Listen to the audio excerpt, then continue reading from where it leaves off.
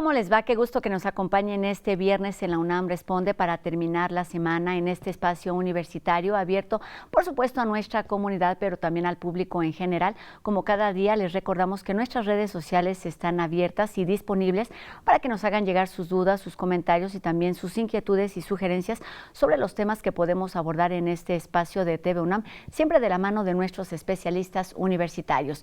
Y bueno, comenzamos este viernes precisamente con información relacionada con la pandemia, y es que comienza una época que se presta para las convivencias familiares y sociales. Sin embargo, es importante voltear a ver lo que está sucediendo ya en otras partes del mundo. Europa se encuentra en una cuarta ola de contagios por COVID-19, lo que debe ponernos en alerta y recordarnos que debemos prevenir contagios. Por este motivo, la Secretaría de Salud invita a seguir y además a intensificar todas las medidas de higiene que ya conocemos, como lavarse las manos, usar el cubrebocas y además guardar distancia en la medida de lo posible. Si tienen dudas sobre estas medidas y sobre temas relacionados con COVID-19, pueden escribir o enviar un mensaje al WhatsApp 5617-130557, que está abierto en todo momento.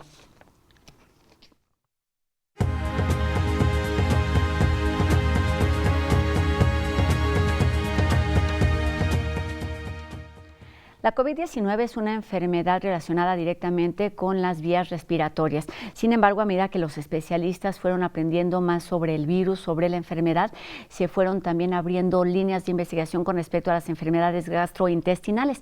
Y de esto estaremos conversando esta tarde con una universitaria que se dedica, además, desde hace ya más de 2 décadas a estos temas. Nos da gusto saludar de nueva cuenta a la doctora Susana López Charretón, investigadora del Departamento de Genética del Desarrollo y Fisiología Molecular del Instituto de Biotecnología de nuestra universidad. ¿Cómo está, doctora? Un gusto saludarla aquí en la UNAM Responde.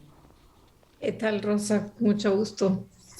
Doctora, pues usted es viróloga, especialista además también en rotavirus. Hemos hablado muchas veces en este espacio sobre temas relacionados con la pandemia, y hoy empecemos con las enfermedades gastrointestinales. ¿Qué son? ¿Cómo identificarlas y cuáles de ellas se presenta, digamos, de forma más frecuente entre la población mexicana? Bueno, las enfermedades gastrointestinales son un término muy amplio, pero todos las conocemos muy bien, ¿no? Porque en realidad son enfermedades que nos causan síntomas muy claros, como es vómito, diarrea, malestar estomacal, etcétera. Las causas son las que son muy variadas. Enfermedades gastrointestinales nos las pueden causar bacterias o parásitos o virus, que cada una tiene sus particularidades y sus tratamientos muy, muy especiales. Doctora, sabemos que son cosas quizá muy específicas, pero ¿cuál es la diferencia entre que sean causadas por virus, bacterias o parásitos? Sí, digamos que son bichos completamente diferentes. Las bacterias son microorganismos que se pueden replicar fuera del organismo. Digamos que podemos cultivar bacterias y crecerlas en un medio. Entonces se replican afuera de nuestro sistema intestinal, digamos, o se pueden replicar también en la comida contaminada y depositar toxinas. Y cuando comemos este tipo de comida nos comemos, digamos, bacterias que nos van a infectar la vía intestinal, y también podemos consumir toxinas que nos van a causar síntomas muy rápido, ¿no? Pero esto todo es, digamos, que por fuera, en general es por fuera del sistema intestinal. Se replican mucho afuera del sistema intestinal.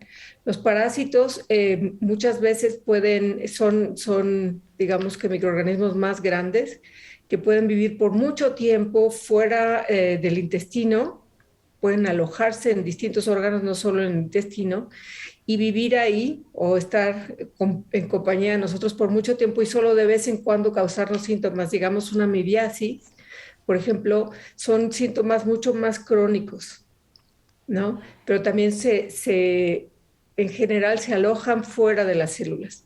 Los virus, por su parte, como ya hemos aprendido, son microorganismos que dependen del metabolismo de las células para replicarse. Solamente pueden replicarse dentro de una célula. Eso quiere decir que se tienen que meter a nuestras células, a las células del intestino o a las células de cualquier órgano, y dentro de esa célula utilizan toda la maquinaria de la célula para replicarse. Finalmente, esto es en deterioro de las células que muchas veces matan, ¿no? Y entonces muchos de los síntomas que causan los virus se debe a que destruyen las células en las que se están replicando.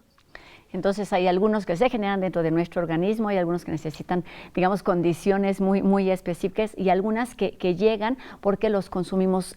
Todos este tipo de enfermedades están, o qué tantas de ellas están relacionadas con los alimentos que ingerimos, doctora, porque cuando pensamos, me parece, en enfermedades gastrointestinales, lo relacionamos directamente con la alimentación. Pero no sé si Sí, tenga en que ver general, también con la higiene o con otro tipo de padecimientos o enfermedades. en realidad la vía de contagio es fecal oral y pues la manera como nos contaminamos finalmente es a través de alimentos contaminados por falta de higiene. O sea, si no tenemos la suficiente higiene de lavarnos las manos, la gente que prepara la comida puede contaminar esa comida y esa es la que nos puede infectar de cualquiera de de cualquiera de estos tipos. También riego, por ejemplo, de aguas negras, riego de plantas de aguas negras, si las frutas y verduras no se lavan apropiadamente, pueden estar contaminadas con este tipo de microorganismos. Entonces, sí, la vía es exactamente fecal oral. Doctora, decía al principio, las enfermedades gastrointestinales las tenemos como muy bien ubicadas, aunque sean muchas. ¿Cómo se manifiestan? ¿Cuáles son esos síntomas más frecuentes de los que ya nos mencionaba algunos? Si hay alguno, depende del microorganismo que los esté causando. Hay algunas, digamos, enfermedades bacterianas que son explosivas, digamos, que causan si uno consume un alimento que además de tener las bacterias contiene ya toxinas que ha producido la bacteria, se produce una enfermedad explosiva. Digamos que en la mañana me comí un cóctel de camarones que estaba contaminado y en la noche ya tengo síntomas muy fuertes de vómito y diarrea, o sea, como que muy rápidamente hay una intoxicación. Eh, Depende también de la cantidad, ¿no? De microorganismo que consumamos, pero hay otros, como decíamos, como los parásitos que quizás pueden tomar mucho tiempo en crecer y en empezar a causar síntomas. Los virus, por su parte, son un punto y aparte porque en realidad se replican muy rápido y también causan un síndrome muy fuerte. En particular, los virus son más agresivos en niños y causan un vómito muy exagerado para los niños, por ejemplo, rotavirus y diarrea, pero principalmente es un vómito exagerado, no mucha fiebre, pero sí un vómito que es peligroso porque llegan a deshidratarse los niños muy rápido. Y tienen efectos evidentemente pues más dañinos a la salud integral de las personas, en este caso este sector de la población. Sobre este tema va la siguiente pregunta, doctora. ¿Qué tanta es la incidencia de este tipo de enfermedades en nuestro país y si hay grupos más vulnerables? Sí, bueno, vale la pena decir que los síntomas, igual que todas las enfermedades, los síntomas no nos dicen qué es, ¿no? En general necesitamos diagnósticos muy particulares para saber quién está causando la enfermedad. Tenemos problemas en nuestro país muy grandes con parásitos, principalmente amibas y giardias, que son problemas de riego de aguas negras principalmente. Es donde hay más contaminación, digamos, de estas amibas y, bueno, parásitos. Bacterias es falta de higiene y temperatura. Entonces son enfermedades que generalmente son más frecuentes en verano porque las comidas que podemos consumir en la calle, por ejemplo, o la temperatura a la que, no adecuada a la que se pueden guardar los alimentos puede favorecer el crecimiento de este tipo de bacterias. Y entonces eso es lo que puede causar la contaminación y la enfermedad gastrointestinal, pero son más específicas de verano. A diferencia, las enfermedades virales, principalmente la de rotavirus, son más frecuentes en los meses de invierno, de octubre a diciembre, no, más bien a marzo, o sea que es toda la temporada invernal, es cuando abundan las infecciones por este virus. Es un virus muy peligroso, aunque nos hemos acostumbrado a oír de otros virus. Los rotavirus causan cerca de 200,000 muertes al año en todo el mundo, principalmente en niños menores de 2 años de edad. Entonces, sí representan un problema epidemiológico muy serio, a pesar de que ya contamos con vacunas.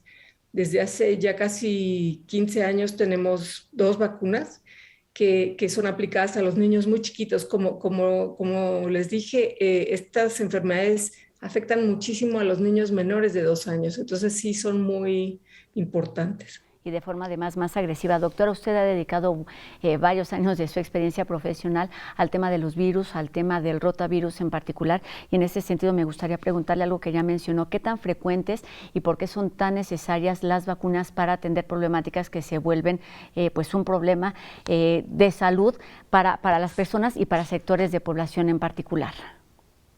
Sí, mira, este virus, hasta antes de la vacuna, sabíamos que se morían cerca de 500.000 de niños al año en todo el mundo, de niños menores de 2 años. El problema es que también la población más susceptible es aquella de bajos recursos, porque este virus, en realidad, causa la muerte debida a este virus es por deshidratación, que se puede solventar fácilmente si el niño o la familia de este niño tiene acceso a hospitales y atención inmediata. En países pobres, esto es lo difícil, ¿no? El poder acceder a servicios de salud inmediatos, porque esta es una diarrea una enfermedad gastrointestinal de días. Esto dura 5 días, pero puede morir un niño en 24, 48 horas por la deshidratación. Entonces, es un problema que además es muy democrático. El virus infecta igual a niños de Finlandia que a niños de África. Simplemente la mortalidad es muchísimo más grande en países de pocos recursos. Entonces, la vacuna justamente nos está ayudando a prevenir esta infección. Afortunadamente, en muchas partes del mundo, aunque seguimos con el problema de la desigualdad, puesto que tampoco hay un programa de vacunación tan fuerte o ha alcanzado tan lejos como países que tienen problemas económicos. África, por ejemplo, tiene pues todavía muchos problemas, a pesar de que ya existe la vacuna, no es cara, pues todavía no tienen un acceso universal, por decirlo así. Por razones como estas es que pues problemas de salud se vuelven problemas sociales. Y doctor, en este sentido, pues también me gustaría preguntarle acerca de su experiencia y de la evidencia que se va teniendo con el paso de los meses con respecto a las manifestaciones gastrointestinales de la presencia del virus del SARS-CoV-2.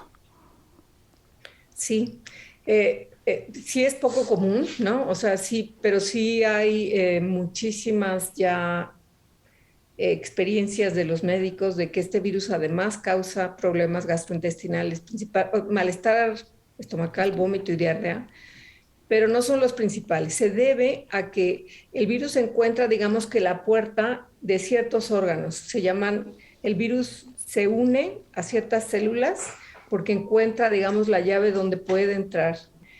SARS-CoV-2 encuentra esa llave, digamos, mucho en las células del sistema respiratorio y en las células que forman el corazón, pero esa llave también la encuentra en el sistema gastrointestinal.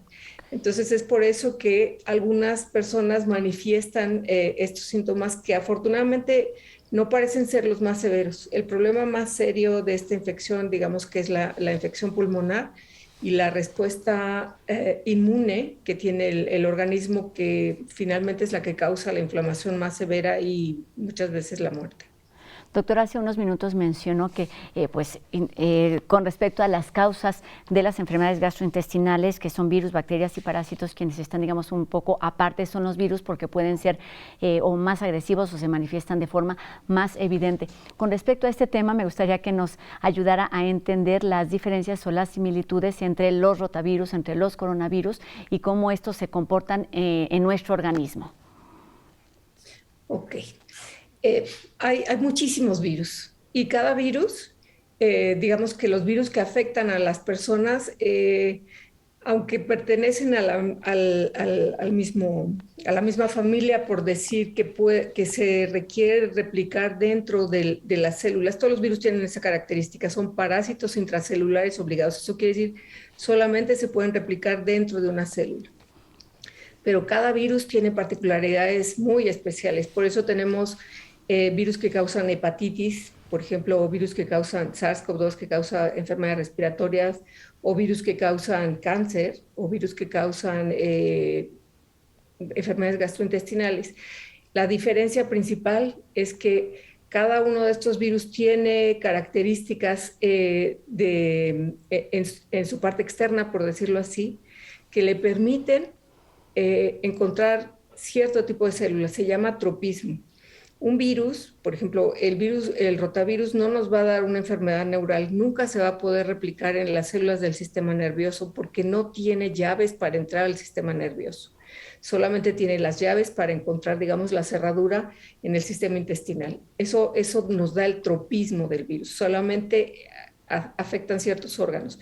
Entonces, pues eso es una manera de poderlos clasificar, qué órgano están infectando, por ejemplo. Doctora, en este sentido, pues se vuelve indispensable el trabajo que se realiza cotidianamente en laboratorios como en el que usted está en el Instituto de Biotecnología, y me gustaría preguntarle en este sentido, ¿cuándo es que se requiere? Ya nos hablaba de una de las causas, cuando afecta a un buen número de personas y si está causando pues un alto número de decesos. ¿Qué lugar ocupan las vacunas? ¿Cuándo se deben dedicar desde la investigación, desde la academia a estos temas? ¿Cuándo se deben o se pueden tener otras alternativas de tratamiento? Las vacunas son la solución de los problemas de salud que tenemos hasta ahora. No nos acordamos, por ejemplo, de que hace unos 60 años tuvimos epidemias terribles de poliomielitis, en lo que las personas que se infectaban con este virus, el virus de la polio, pues si tenían suerte sobrevivían porque causaba una parálisis tan severa que no podían respirar las personas, pero quedaban con problemas motores muy grandes. Todavía hay algunas personas que sufrieron esa enfermedad, que ya está materialmente erradicada gracias a que seguimos vacunando y estamos evitando la infección por este virus. Tenemos, por ejemplo, otras como que pueden ser quizás menos fuertes, como paperas, varicela, etcétera, que se pueden prevenir. Y hay algunas que tenemos la vacuna, por ejemplo, sarampión, que es una vacuna excelente, funciona con una sola dosis y un refuerzo a los 2 años y nunca más se necesita vacunar. Y es una enfermedad que causa una mortalidad altísima. Una persona enferma en 1000 fallece. Entonces es una enfermedad muy seria.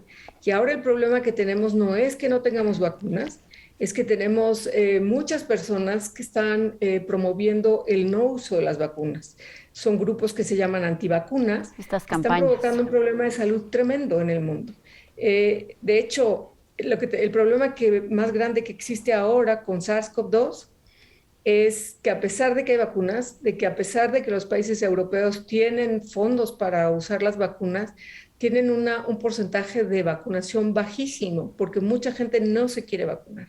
Y eso es lo que está causando, no está causando la cuarta ola.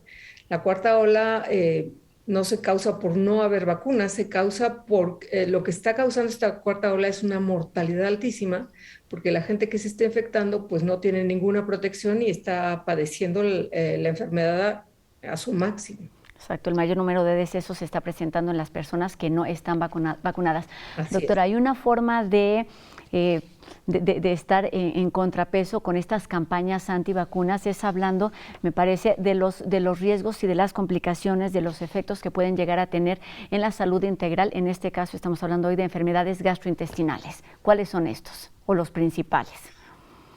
Bueno, si hablamos, por ejemplo, de rotavirus, uno de los problemas es la muerte, que es si no hay una atención médica, es una deshidratación casi inevitable, pero también los niños quedan muy bajos de peso y aún saliendo de la enfermedad quedan muy debilitados. Es una época de crecimiento en la que requieren de una alimentación muy balanceada y su sistema gastrointestinal queda muy lesionado. Muchas veces quedan con problemas de aceptación de lactosa, ¿no? Son intolerantes a la lactosa.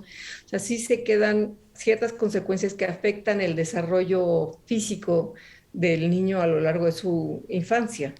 Entonces, digamos que a pesar de que libren La la enfermedad, deshidratación claro. y muerte, pues sí pueden quedar con algunas secuelas. A diferencia de las infecciones bacterianas para las que tenemos muchos antibióticos que matan bacterias, tenemos muy pocos antivirales. Los antivirales, digamos que son las medicinas que nos permitirían bloquear la replicación de los virus. Pero como hablamos de que los virus viven adentro de las células, cualquier cosa que queramos, cualquier droga que queramos hacer que afecte la replicación del virus va a entrar a las células. Entonces tenemos que tener drogas que no le hagan daño a la célula y que afecten al virus. Entonces, por eso ha sido tan difícil. Las bacterias, por ejemplo, se replican afuera de Afuera. nosotros. Los antibióticos actúan fuera de nuestro organismo, digamos, fuera, digamos, no dentro de nuestro sistema, y eso es lo que puede frenar la replicación. Y aún en las enfermedades bacterianas estamos empezando a tener problemas de resistencias. Hay muchas bacterias que se están volviendo resistentes a antibióticos por abuso de uso Burros. de antibióticos, y entonces también tenemos que prevenir eso.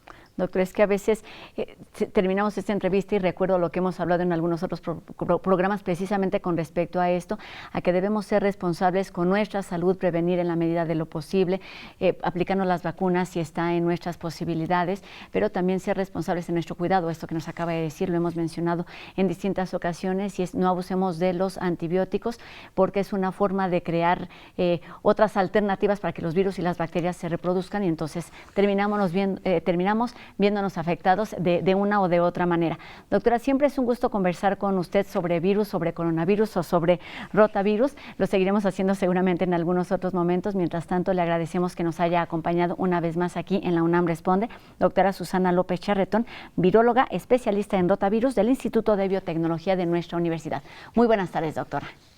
Muy buenas tardes, muchas gracias. Gracias, doctora. Y bueno, seguimos con más información aquí en la UNAM Responde. Vamos enseguida a escuchar la reflexión de Jacobo Dayan, quien nos habla sobre esta Comisión de la Verdad para abordar o para tratar temas relacionados con crímenes del pasado y también con derechos humanos. Buenas tardes. Después del tremendo fracaso del sexenio de Vicente Fox para garantizar verdad y justicia por la Guerra Sucia, por fin se tomó la decisión de abordar este violento pasado de nuestra historia. Las víctimas y sus familiares continuaron con esta demanda por décadas.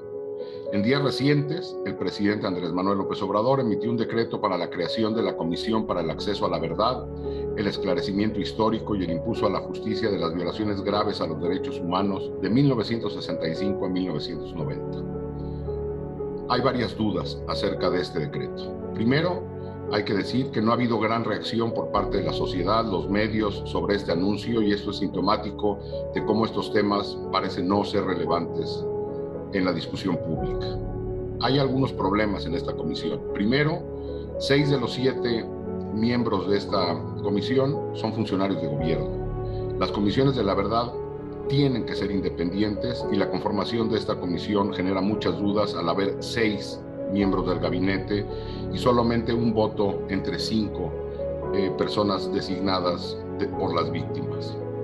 Tampoco el decreto habla sobre el presupuesto que tendrá esta comisión. Las comisiones requieren de cientos de personas que hagan entrevistas, que revisen miles y miles de documentos, que procesen grandes cantidades de información, que emitan un informe, y no hay presupuesto asignado ni incluso para el pago de estas 5 personas expertas que van a ser designadas. En temas de justicia, se habla de que se podría crear una fiscalía especializada o trabajar con la Fiscalía General de la República y las fiscalías locales. Sabemos que estas fiscalías no funcionan y que garantizan impunidad. Lo ideal sería, como en otros países, el caso colombiano, que la Comisión de la Verdad viniera acompañada de un mecanismo extraordinario de justicia por fuera de las fiscalías. Ahora, sobre el acceso a la información y las garantías de no repetición también hay dudas. La Guerra Sucia evidentemente revisará el trabajo de las Fuerzas Armadas mexicanas en un entorno donde hoy tienen mucho más poder, son más opacas, hay menos controles, y esto pone en duda las garantías de no repetición e incluso el acceso a la información. Y por último, hay que recordar el compromiso de este gobierno era abrir una gran comisión de la verdad que abarcara esta época de la Guerra Sucia, pero también los 90 y la violencia actual. Con la creación de esta comisión, con todas estas dudas, se abre la posibilidad de hacer una comisión de la verdad sobre la Guerra Sucia, pero se omite la violencia actual. Me parece esto sumamente grave. Estos temas tendrían que seguir siendo discutidos de manera mucho más profunda y exigir al gobierno respuestas claras, apegadas a estándares internacionales y que aborde toda la violencia mexicana y no solamente un periodo. Buenas tardes. Problemáticas que deben trabajarse y hablarse todos los días desde muy distintos niveles con el objetivo de eliminarlas y de solucionar lo que ya ha ocurrido. Y bueno, con esta información terminamos nuestro programa de hoy. Los invitamos a que nos acompañen el próximo lunes en una emisión más de la UNAM Responde. Esperemos que la información de hoy y de toda la semana haya sido de utilidad y de su interés. Los esperamos aquí el próximo lunes. Adiós.